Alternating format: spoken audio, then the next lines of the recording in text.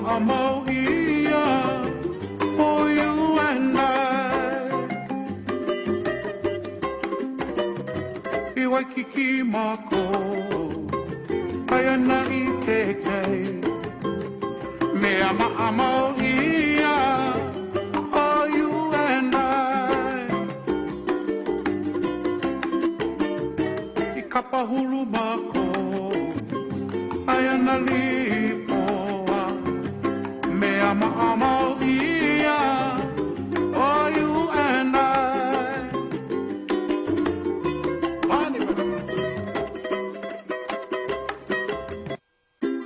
All right, aloha, awinula, richika o inoa, pehe oi. That's Hawaiian for good afternoon. My name is Richie. If you can hear me, just smile. All right, nice smiles we got there. Have any of you been on the helicopter before? First time, okay. Everybody got a safety briefing in the lobby? Perfect. So the first couple minutes of the flight, I won't be talking to you. I'll be busy talking to the control tower. But once we get a couple minutes out of the airport, I'll turn the intercom back on and narrate the flight for you the whole time. You can see yourself on the monitor. You're live on video. Everything you do will be held against you for use in the future. I'll be making a video of our flight. You'll be in it. Got 3 outside cameras to catch the action. Music and narration will all be on it too. If you have any questions during the flight, don't ask me because I can't hear a word you're saying, but you can write them down. We got a notepad here. There's one behind my seat, one behind Pete's seat. Just grab it, write down your question, pass it to me. I'll be glad to answer it for you. We're ready to go. All you have to do is sit back, relax, enjoy the music, and I'll be back on the air with you when we get a couple minutes out of the airport.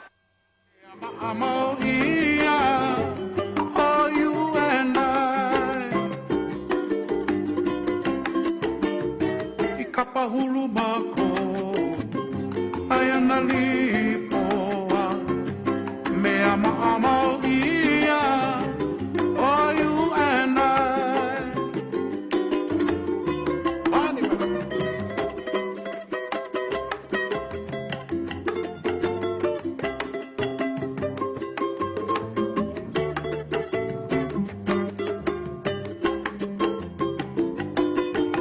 Oh, that's great.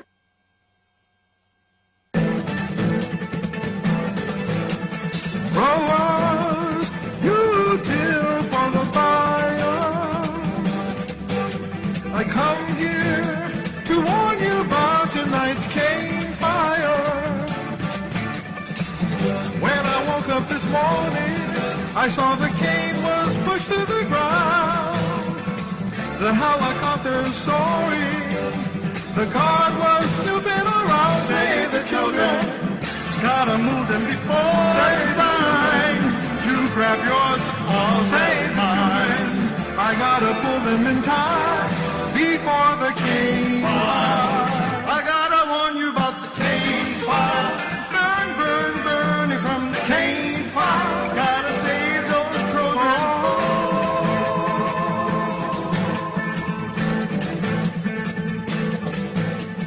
Prices every day getting higher.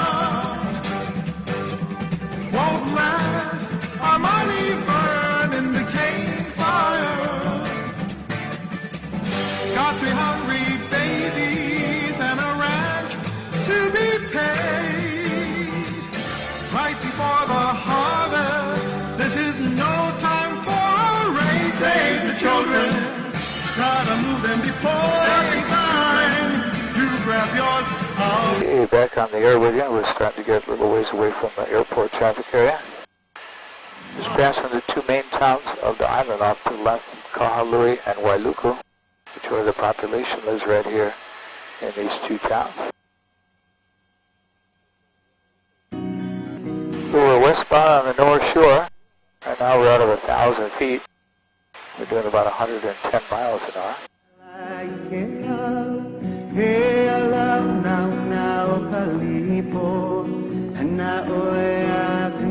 Water's all kind of murky for 2 reasons. The big surf we got, plus we had a big rainstorm in the valley. So the stream has been flowing muddy water ever since that because so much vegetation got stripped away.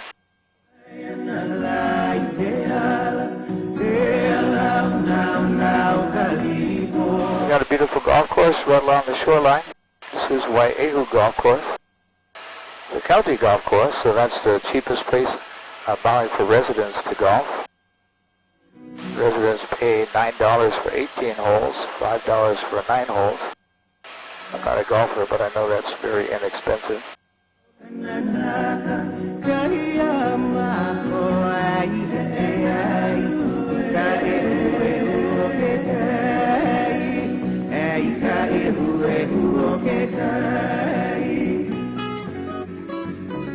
You can drive around this end of the island. Going northwestbound, the line of the road around this end is paved the whole way. It takes a couple of hours to go to Lahaina on this road, though. It's because of all the curves in it, and there's a couple of sections of the road it's only as wide as one car, so that kind of slows you down. You got to do some maneuvering. You see the road just above the first cliff here. We're going to make a left turn. We're going to head up into the valley.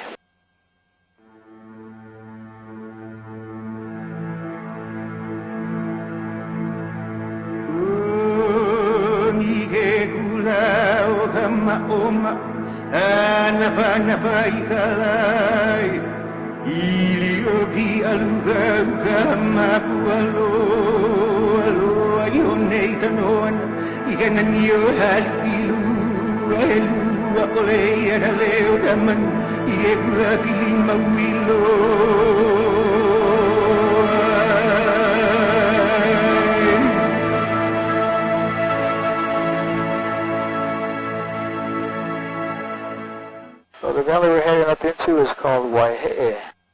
Waihe'e in Hawaiian means slippery water. See how I got that name? Because so much rain falls on top of the mountain that moss grows on the rocks, making it slippery to walk or to hike up into the valley.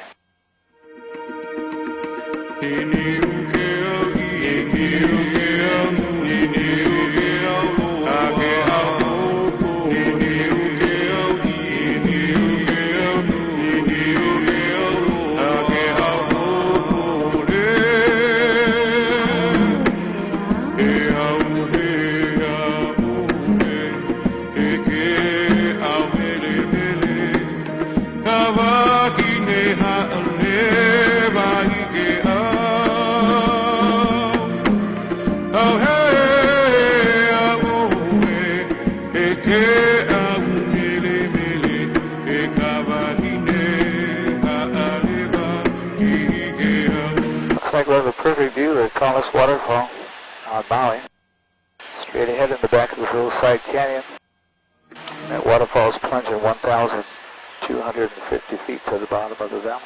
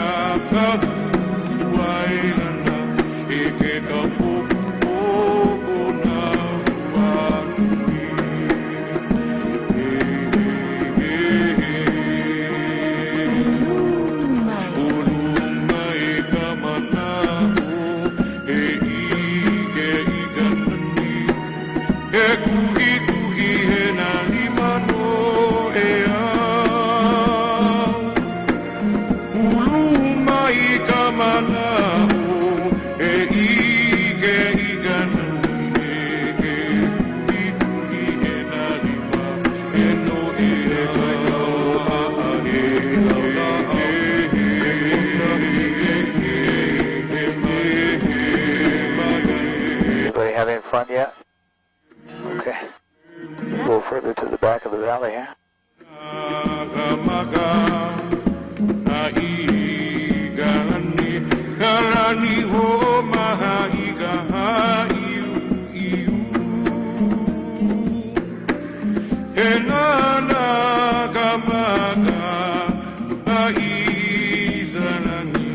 Here on up, the only way to see this part of the valley is by helicopter. If you were hiking down there, the waterfalls would be too tall to climb over to get this far back in the valley.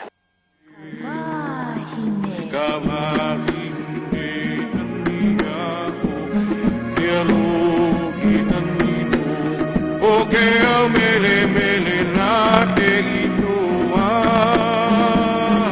we can get all the way to the very back wall. The very back wall is called the Wall of Tears. Given that name because the waterfalls that we'll see back here are not flowing from the top of the mountain. They're actually coming out of holes in the porous lava rock. So it makes it appear as though the mountain is weeping or crying.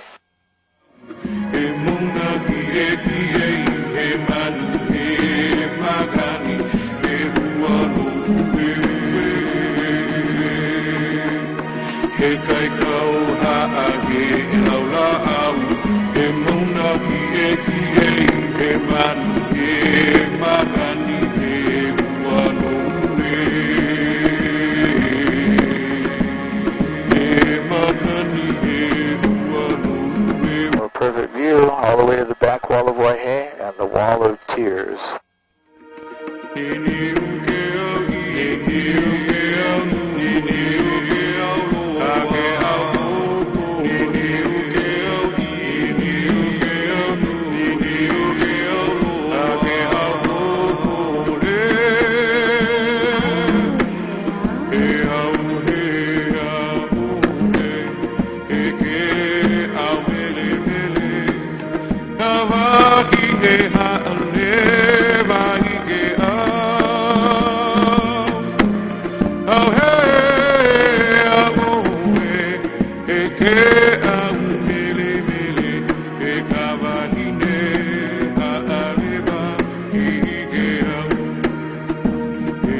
The name of the mountain is called West Maui.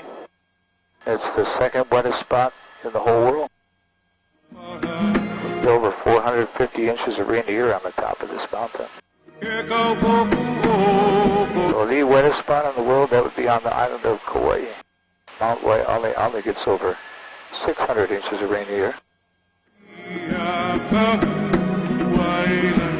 We were actually the wettest spot in the world one time, 1980. That was a wet year. Well, in 1980 we got over 600 inches of rain on the mountain. So that's the only recorded time in history that Maui was the wettest spot in the whole world.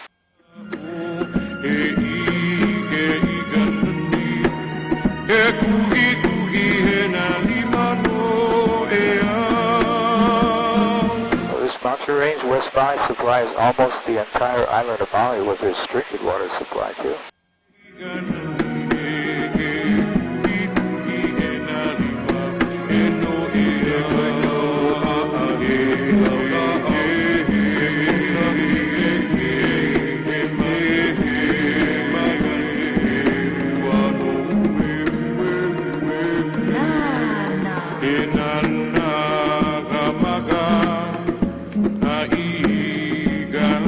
The last bend in the stream down to the right, there's two dams located down there.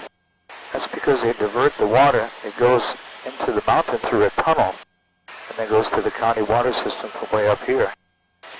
There's so much water in the mountain today that the tunnel can't take it all in, so the stream is continuing to flow out to the ocean right now.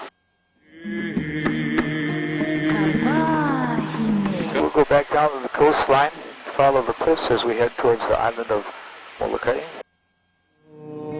Get a good view of some of the curves in the road as it winds its way around the northwest end of the island through the gulches and ravines down there.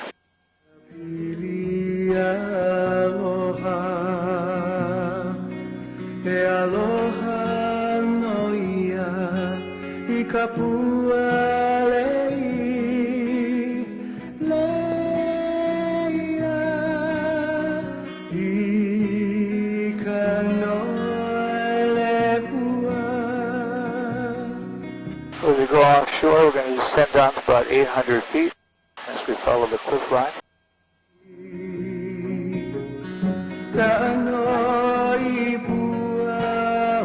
So these are actually the tallest sea cliffs on the island of Maui. Up ahead it's going to top out at about 600 feet. But heck, we'll be looking at the tallest sea cliffs in the whole world.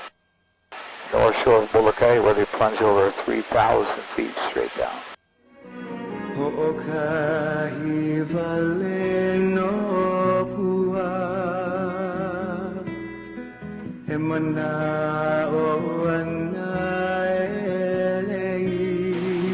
a single brown house on the top peak there, surrounded by the pine trees. Beautiful view from that home. It's unfortunate though nobody lives there anymore. The home used to belong to a chronic sleepwalker, but she's gone now. It's a really dumb joke, I know. Somebody wrote in the guest book that I should write a book of dad's jokes because they're so corny. And they said to keep my day job too. Well, the knob-shaped mountain peak coming up next. That's Kahakaloa Point. When we pass that peak, we'll get a good look at Kahakaloa Village. So let's say you decided to drive around this end of the island. When you would pass through Kahakaloa Village, then you would know you're about halfway around the drive to Lahaina.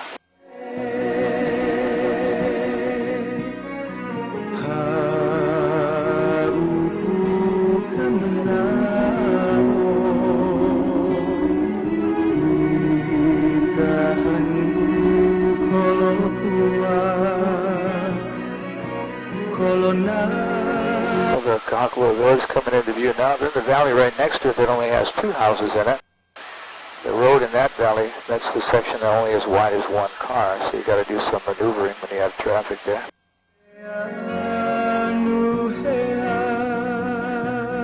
Right ahead we're looking at the end of the island. That's Nakalele Point. And there's a blowhole located there. A blow there just spouted. A blowhole is a hole in the lava rock that was formed when the lava flowed out into the ocean, left a hole or a puka in it. And when the tide is high enough and then the big swells come in, it forces the water to the puka. There it goes again. It can blast like 100 feet in the air.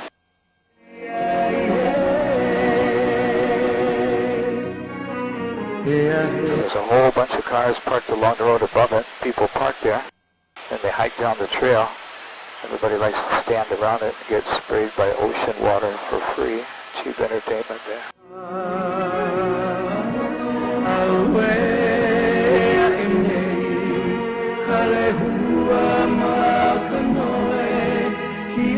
A bunch of people standing around it there.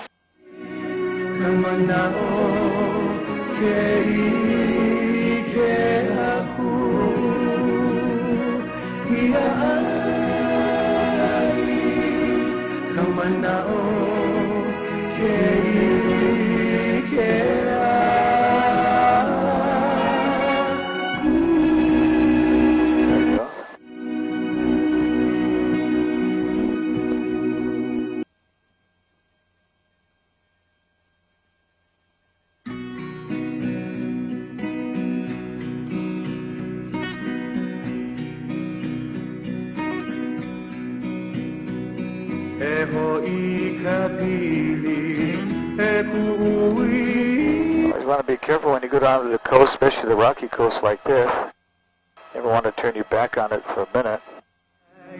A wave knock you off into the ocean and then you can't climb back up. Last year a visitor got too close and fell in the blowhole. Didn't survive that, of course. That happens with people that have been born and raised here too. Just got to always keep your eye on the water. We'll head across the channel to the island of Molokai now.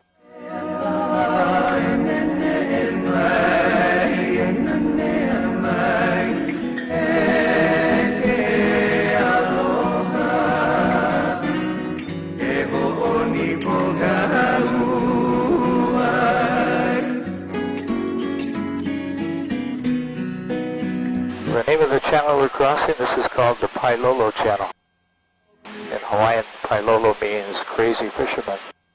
The channel got that name because we think fishermen would be crazy to go out in this channel due to the fact it can get extremely rough very quickly and without warning.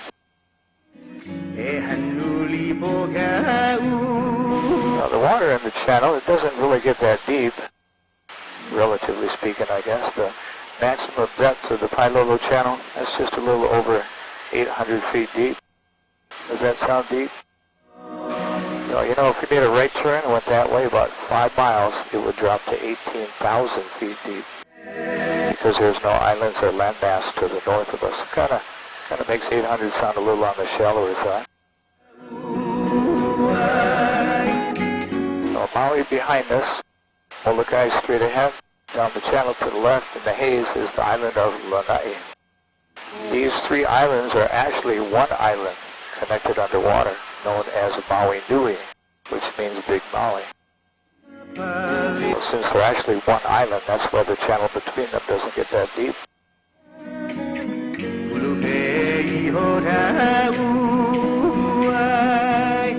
Molokai is the fifth largest Hawaiian island. It covers 260 square miles. 38 miles long, 10 miles wide at the widest point. Population is just a little over 7,000 people.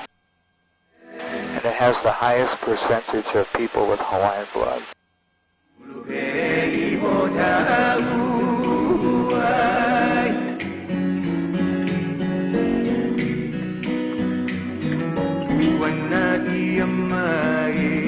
There's a beautiful green pasture land up on top of the cape. That's owned by Pu'uohoku Ranch, one of several cattle ranches located on the island.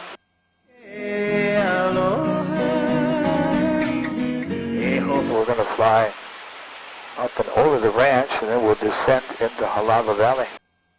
Halava Valley is the very first place that was settled by the Hawaiians, who were the Polynesians that came here from the Marquesas Islands.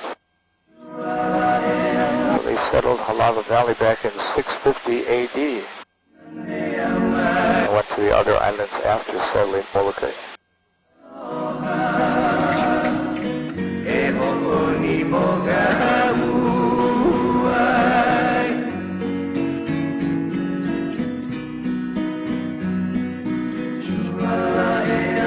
There is a road that comes out here to Cape Alava from the town of Konakakai, which is about 30 miles down around the coast to the left. So the road follows right along the coastline, then when it comes out here to the ranch, it goes up over the ranch. Then it zigzags back and forth down the steep valley wall, and it ends in the bottom of Alava Valley. You would not be able to drive beyond that point because at that point you'd be at the tallest sea cliffs in the world, and of course there's no roads out there.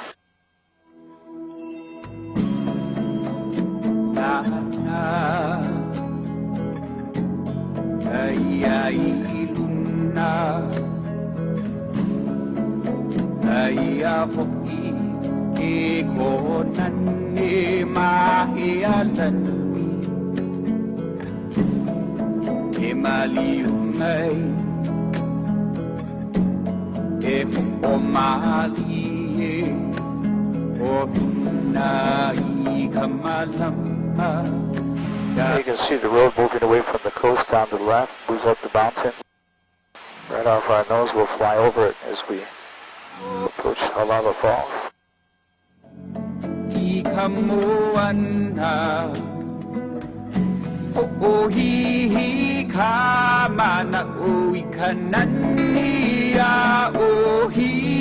Coming up over Pu'uohoku Ranch now.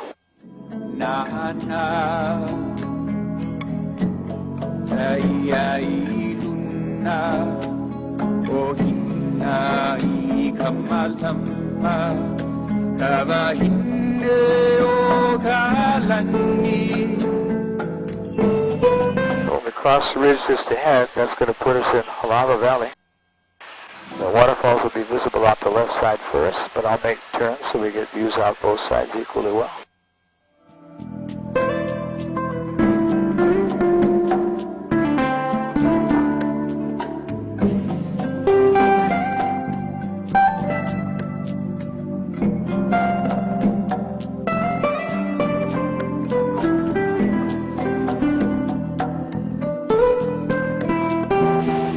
Into beautiful Halava Valley now.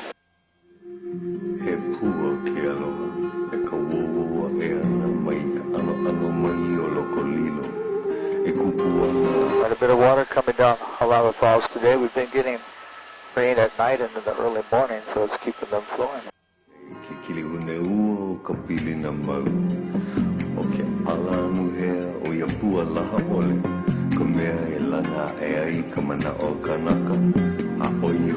Yesterday I saw people swimming in the bottom pond down there.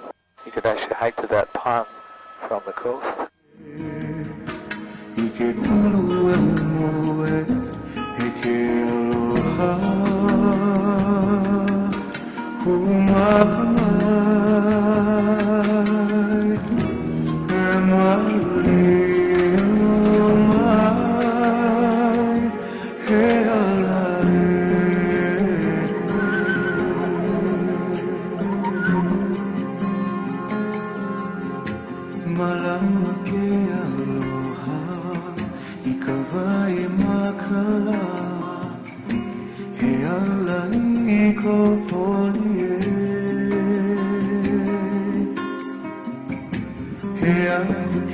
Don't see anybody down there now, though, but into this cold water.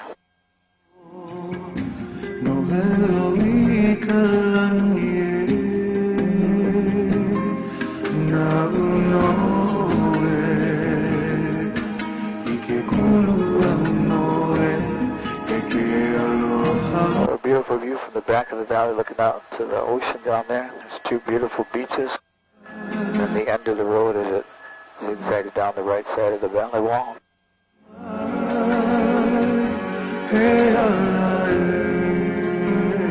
We'll head out of here. I'll go straight out to the North Shore now. Get a look at the tallest sea cliffs in the world according to the Guinness Book of World Records.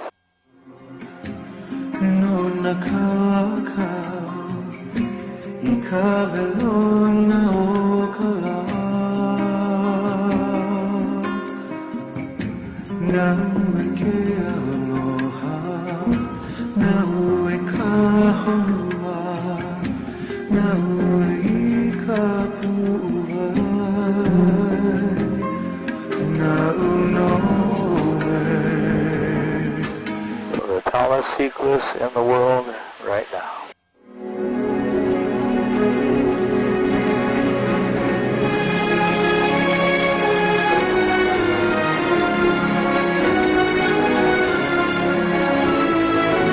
At the left you can see 38 miles all the way to the end of Molokai.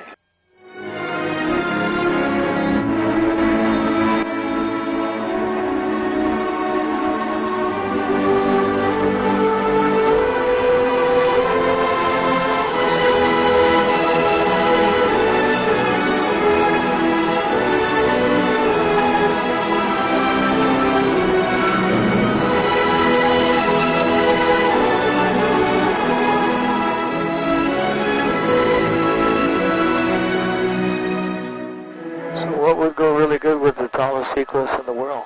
How about the tallest waterfall in Hawaii? Straight ahead.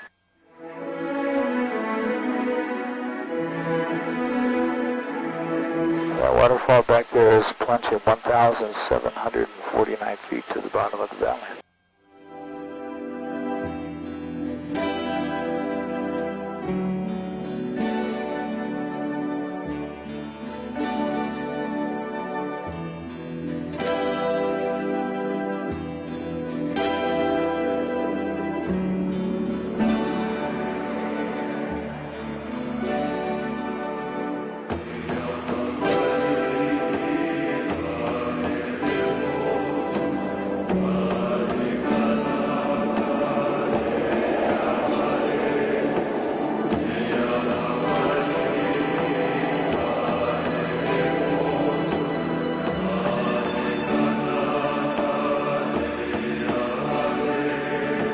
Breaking through the clouds, a feeling you've known before. Mountains in the sea, held captive in timeless lore. Island in your eyes, paradise, calling you, calling me, Hawaii. Well, every line that's etched into the mountain is a potential waterfall when it's raining. Just above on the plateau there. But when the rain stops, as it has, these all drop in just a couple of hours. Now, the big waterfall, it never goes dry. And that one comes from a different source. Comes from the top of the mountain range, So it has so much more land to provide it with runoff rainwater to keep it flowing. Is paradise calling you, calling me?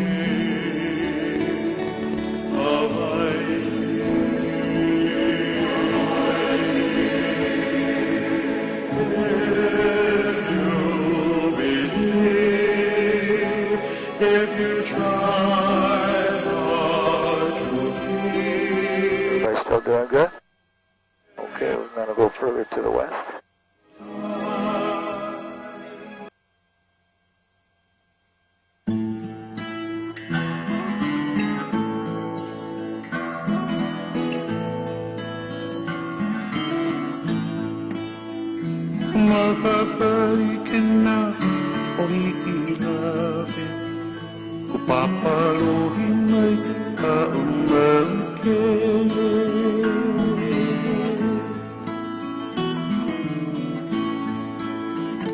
We're heading towards a valley called Wailau Valley.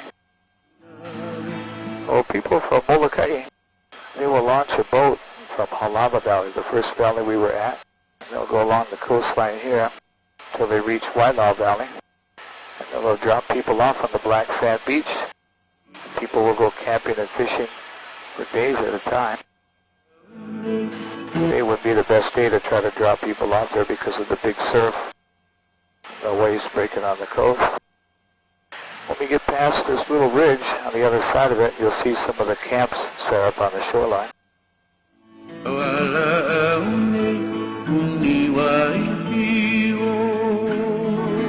can see the black sand beach now. To the left of the stream, you can see some camps and tarps. And there's actually a little shack just a little further upstream there. So the only way to get there, of course, is by boat or by helicopter. For the whole coastline, as a matter of fact, not just there. So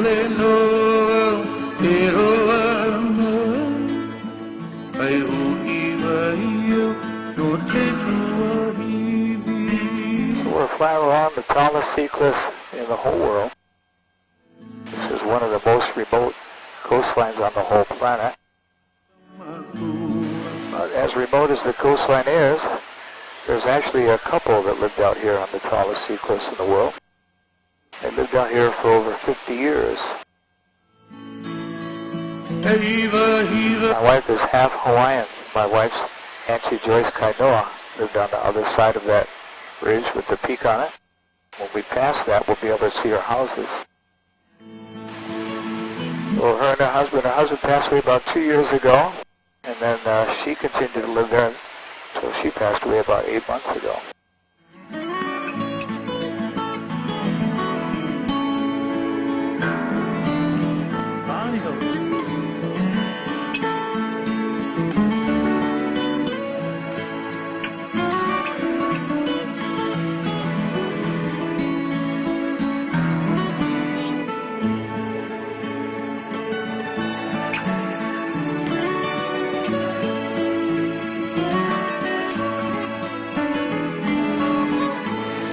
Come into view right now, the flat spot, the brown houses in the middle of that flat green area. You know, they even have a cable they stretched across that little cove, and they will winch their boat down from the backyard and launch it there, go fishing out the front yard. They have beautiful terrace gardens going up the backyard, but everything's kind of getting overgrown because nobody's living there now. Auntie Joyce always said she owned the land, but the state of Hawaii said they owned it, but nobody ever came out here to give her a building code violation, you know. Now, when they first moved here, they had a little tiny shack, maybe 10 by 15, I mean tiny, tiny. But they quickly became friends with 2 helicopter companies that do industrial work. I worked for both of them. So we land here and store fuel for helicopters because you can't get fuel on Molokai. They do a lot of industrial work over here. So in exchange for doing that, we'd fly in building supplies for her. So they were able to build bigger houses and even pour concrete here. It's a little remote for me. I mean, can you live without internet access? There isn't any down there. Quite a legend, Auntie Joyce.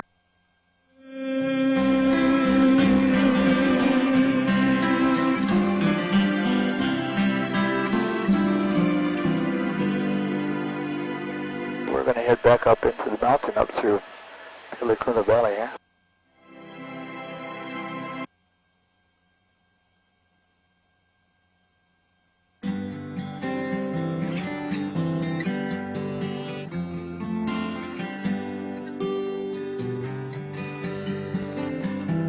See the light green trees scattered all over the mountain? And you see them everywhere, the real light green ones. It's our state tree, kukui nut, also known as candle nut.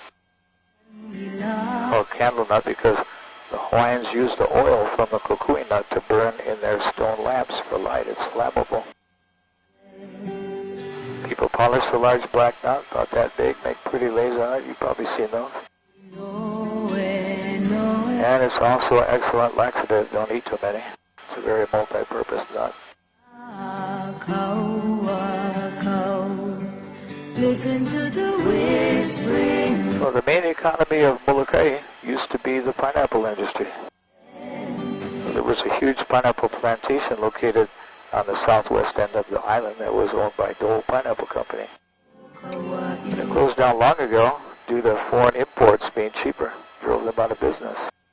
When that was closing down, Molokai Ranch built a hotel on the west end of the island, hoping to provide jobs for people. My wife and I stayed there a couple of times. It was a Sheraton hotel, real small, nice place, but it was never busy, so they closed down. But the people of Molokai, they don't want the island developed. They want it to stay the way that it is. So because of that desire and the loss of the pineapple jobs, unfortunately, Molokai has the highest unemployment rate of any island. Well, a beautiful place to live, but if you or I were to move here, we would not be able to find a job. I have at least 24 friends born and raised here on Molokai that have moved to Maui to find employment, also to be able to buy a home too.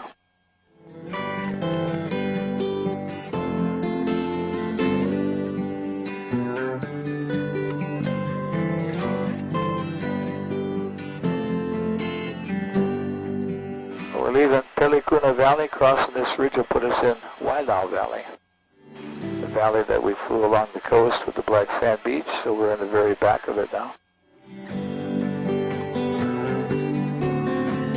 I mentioned that the widest part of Molokai is 10 miles wide, so we'll look at a narrow part. Straight ahead over that ridge is the south shore of Molokai.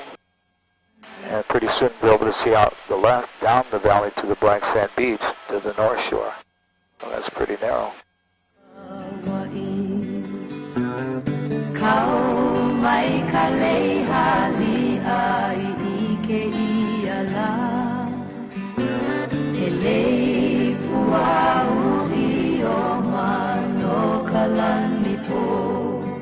Listen to the whispering wind of the island.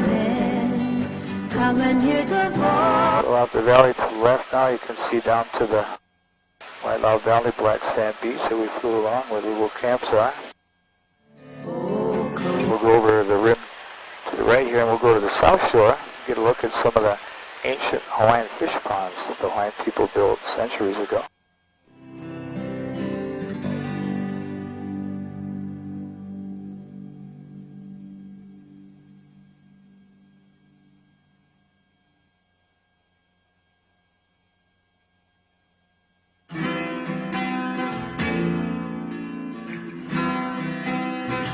The ancient Hawaiian fish ponds are the rock walls that circle out into the ocean and then join back to the coastline again.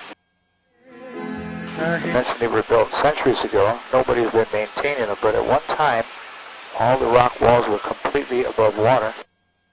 The walls had holes in them, allowing the ocean water to circulate in and out, but the fish couldn't escape.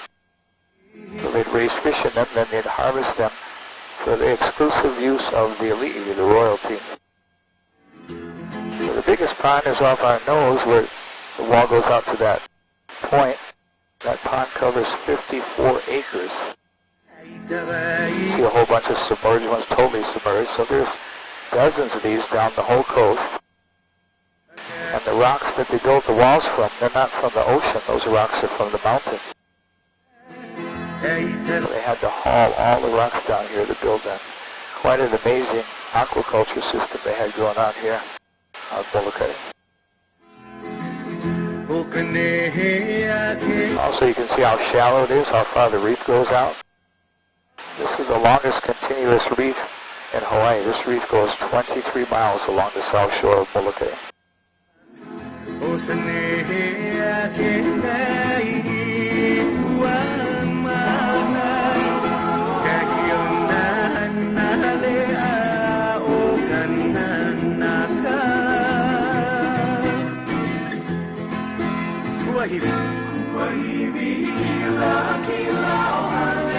a lot of rocks to haul to the coast. Well, we're going to leave the Friendly Isle behind us. That's Molokai's nickname, the Friendly Isle. Every island's got a nickname. We'll be heading back across the channel to Maui, the Valley Isle. That's our nickname.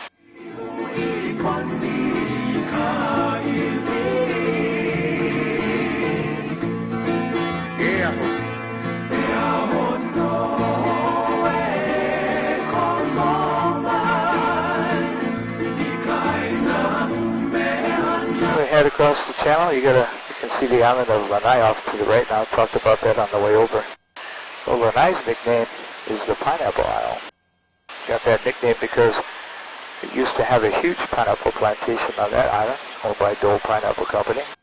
Closed down about the same time that Molokai did, same reason. Foreign imports were cheaper. But they did things a little different over there. When the plantation was closing, they built two beautiful resorts on the island.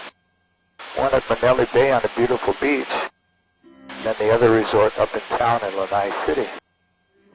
And both of those resorts have been pretty successful in providing jobs for the people that live there. When I was in high school, the population of Lanai was barely 2,000 people. And today it's just barely 3,000 people, so a very small community on that little island.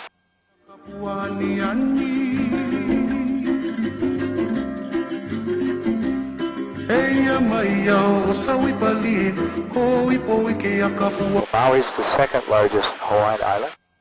Covers 728 square miles, 45 miles long. The narrowest part of Maui is only 7 miles across the Central Valley. But it's bigger than the island of Oahu, and they have over 1 billion people over there, versus about 145,000 living on Maui today. And that's one of many reasons that we say Maui no Ka'oi. That means Maui's the best of all. And it is, for sure. Last week I read that Maui was voted the best island in the world again. That's 23 years in a row it got that.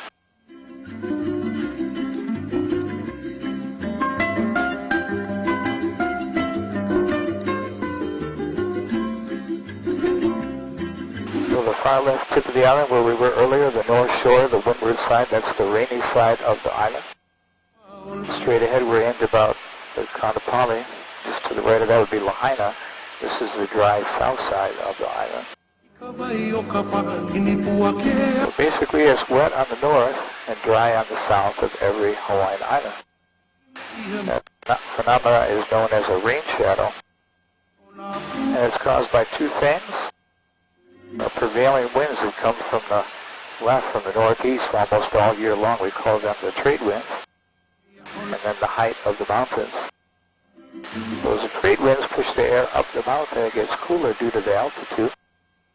The cooler the air is, the less moisture it can hold, so the clouds then condense and rain out before they ever make it to the south side. And that is why it's wet on the north and dry on the south of every Hawaiian island. And that is your Weather 101 course for today.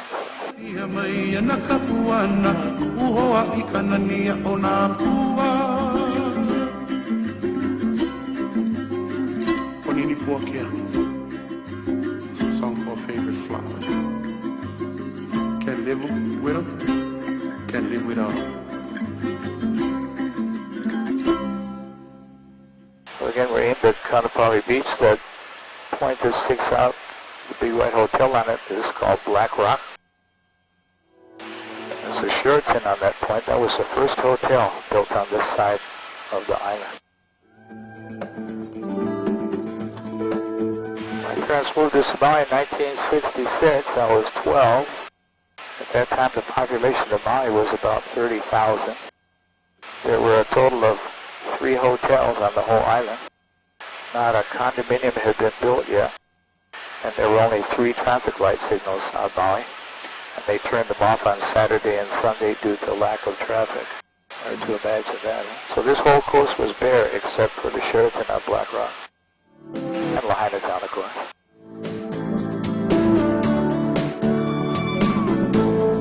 Well, in those days, everybody worked in agriculture. We had 5 sugar mills operating and 3 pineapple canneries, and that's where everybody worked because the visitor industry was tiny with just 3 hotels.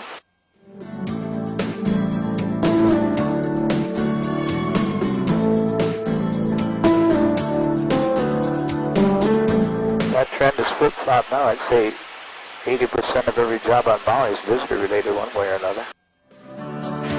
There's a beautiful snorkeling cove off Black Rock. We got the Sheraton, then the Kaanapali Beach Hotel, the Whaler, the Westin, the Ali'i, the Marriott, and the last 4 buildings down the end of the beach would be the Hyatt.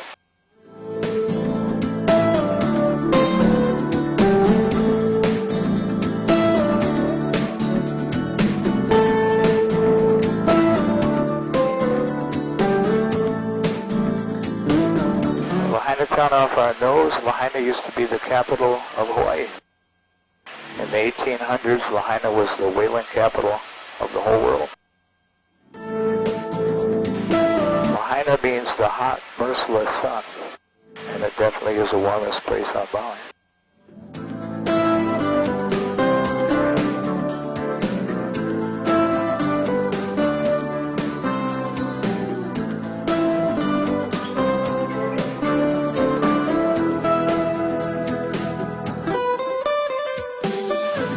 Did you ever notice the big L carved in the mountain out there? That big L stands for Lahaina Luna, which is the name of the school complex above Lahaina Town there. Lahaina Luna High School, that is the oldest American school west of the Mississippi River, located right here above Lahaina Town. It's an agricultural boarding school. Students from all over the world have attended that. So each year, the graduating class of Lahaina Luna, they hike up the mountain. They outline Big L in white, and they put their graduating year on there. It still has a 16 on there for 2016.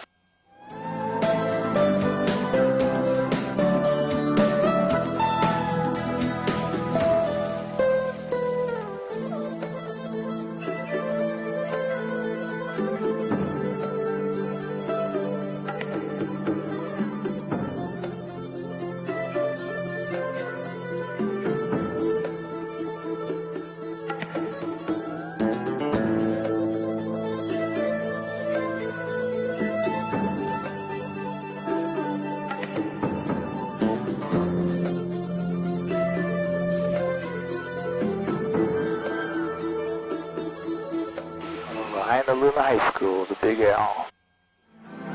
All the fields down to the right, going up ahead, even where all the houses are, this all used to be planted with sugarcane. It was owned by Pioneer Mill.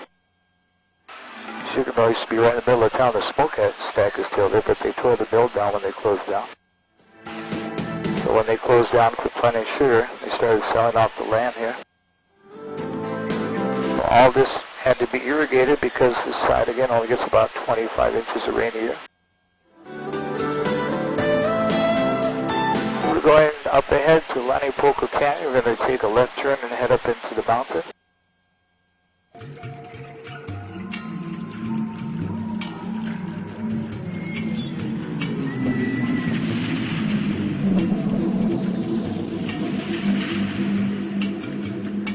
Well, this mountain range we were up in earlier on the north side, West Maui, it's an extinct volcano.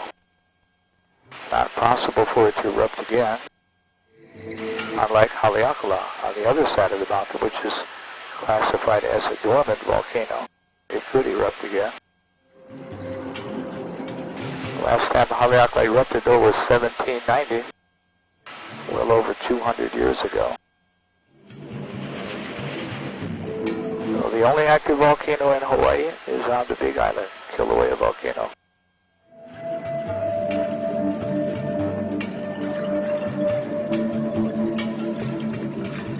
So 25 inches of rain a year behind us. As we proceed up now, it goes back up to 450, second wettest spot in the world.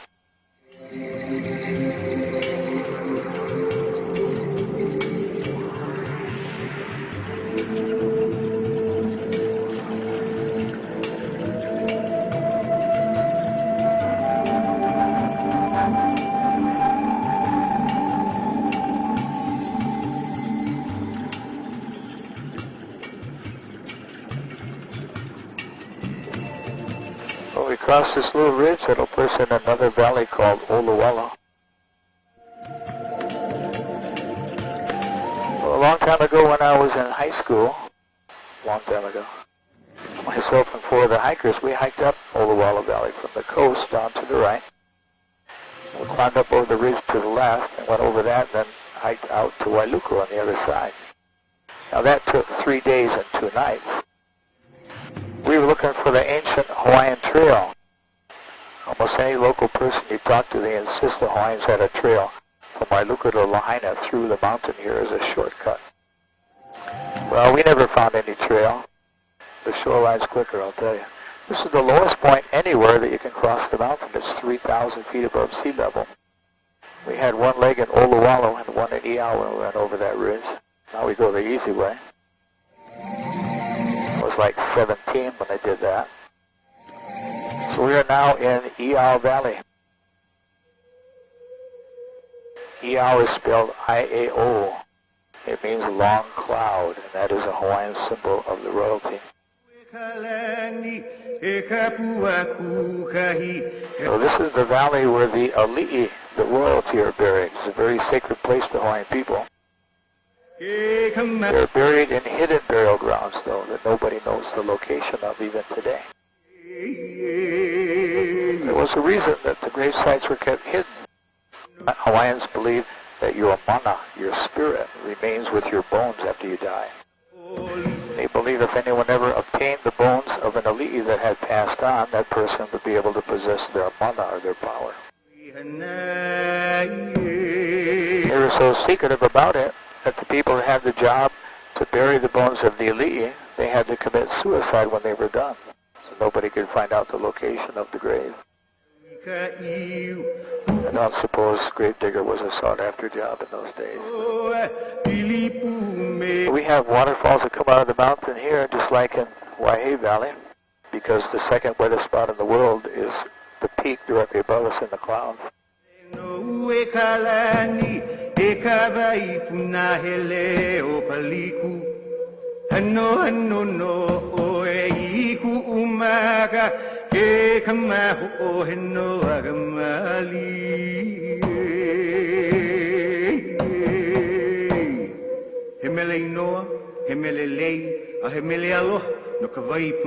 Well, because it's so nice and clear today, cloud-wise, we'll cross that little ridge up ahead of us, pass through another valley called Waikapu. Usually the clouds sit right down on that ridge. On the left, you're looking down the Iao Valley, across to the town of Wailuku, Kahalui, and then even out to the airport there.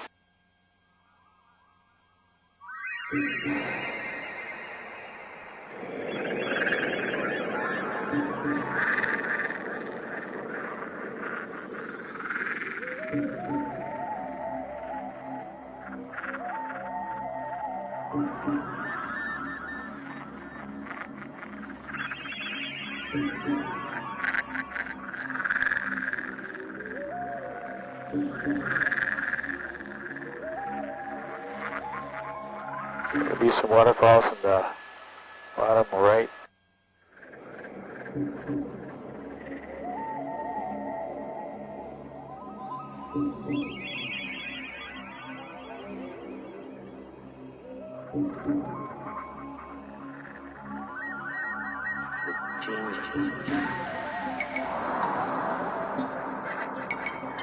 I'll put them on the left.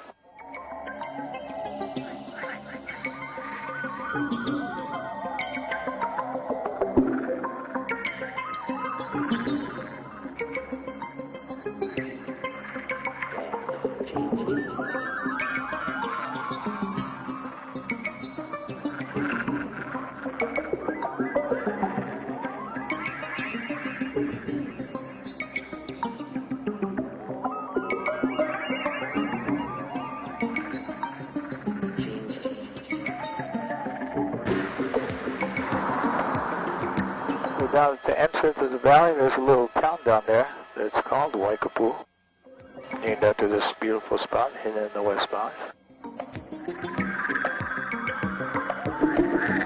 Smile for the camera, everybody. Aloha. Hope everybody had a great time. Hope you have a great time the rest of the time you get to visit our beautiful island. I guess I'm just stuck here the rest of my life. Another tough day at the office. Somebody's got to do it, right?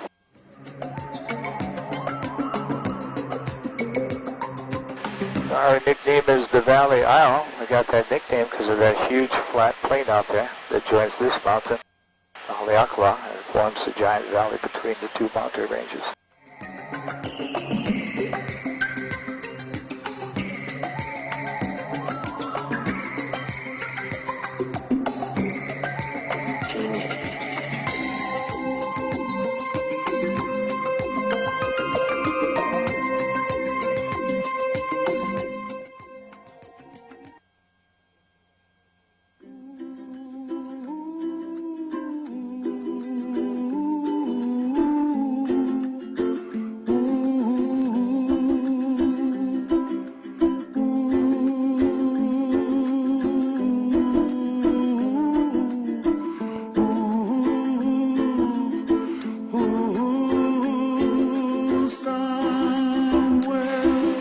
Everything to the right of us, we're covering the whole Central Valley, north to South Shore. HCNS Sugar Company, 42,000 acres of land they own. They're the largest landowner on Maui. Dreams that you dream of once in a lullaby.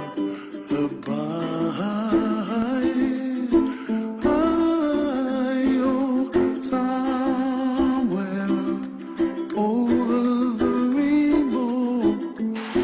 Oh, this is the last sugarcane plantation in Hawaii and the last sugar mill. There's white smoke coming out of there. They've been planting sugar over 100 years on Maui.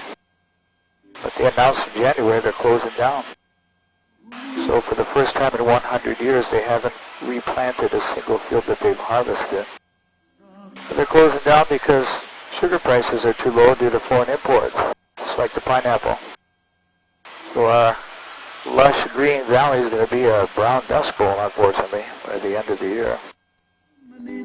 Also, that's eliminated 676 jobs between the sugar mill and the plantation. I'll be talking to the tower from now until our touchdown, and then I'll talk to you again on the ground. And the dream that you did to, oh why can't well, I see trees of green and red roses too. I'll watch them bloom for me and you, and I think to myself, what a wonderful world. Well, I see skies of blue and I see clouds of white and the brightness of day. I like the dark and I think to myself, what a wonderful world.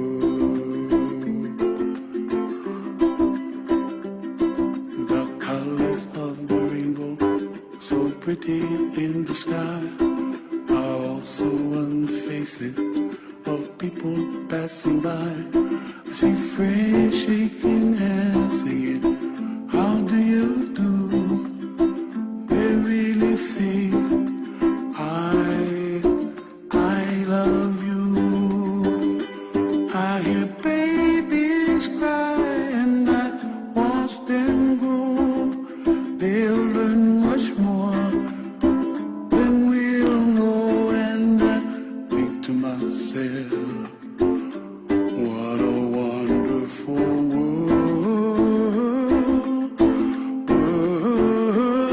Someday I wish upon a star, wake up where the clouds are far behind.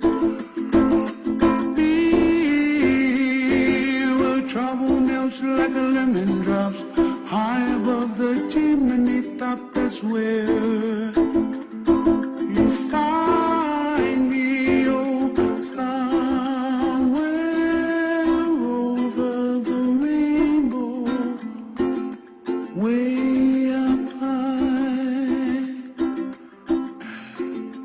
The dream that you dare to, why, oh, why can't I? All right, mahalo nui loa, hui ho, malamba pono. Take off your headset and safety belt while we wait to get unloaded.